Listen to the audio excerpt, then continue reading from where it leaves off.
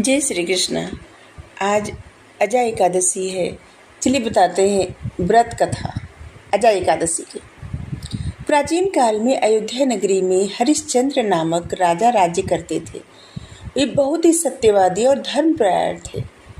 लेकिन एक बार महर्षि विश्वामित्र की शरण में आने के कारण उन्हें अपना सब कुछ खोना पड़ा। राज्य, धन, यहाँ तक कि वो अपनी पत्नी और पुत्र से भी दूर हो गए। सब कुछ उनसे छिन गया।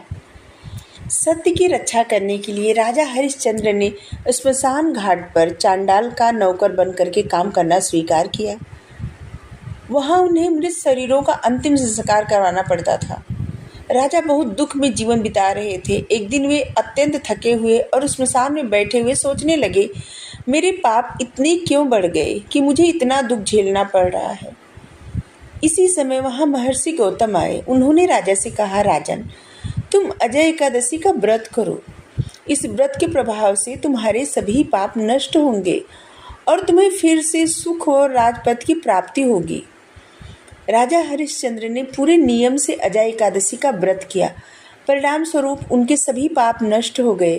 उन्हें पत्नी, पुत्र और राज्य सब कुछ पुनः प्राप्त हो गया और वे स्वर्गलोक चले गए। अजय एकादशी का महत्व, इस व्रत से पूर्व जन्मों के पाप मिट जाते हैं। यह व्रत करने से सुख, समृद्धि, धन और संतान की प्राप्ति होती है। जो व्यक्ति श्रद्धा से अजय एकादशी का व्रत करता है उसे मृत्यु के बाद मोक्ष की प्राप्ति होती है।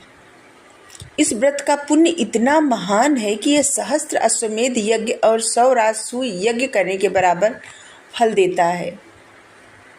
जो लोग व्रत करते हैं उनके लिए विधि बता देती हूँ। दशमी तिथि की रात से ही सात्विक भोजन करें।